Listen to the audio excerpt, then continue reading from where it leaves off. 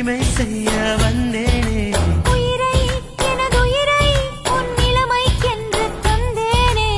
பருவம் என்னும் கடையில் என்னை அடகு வைத்து சென்றாயே.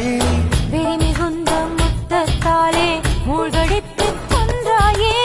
காதல் என்றும் தும்மல் போல, காமம் என்றும் விக்கல் போல, தழுவ தழுவ இதயம் நழுவியதே. வைக்காதே மை மை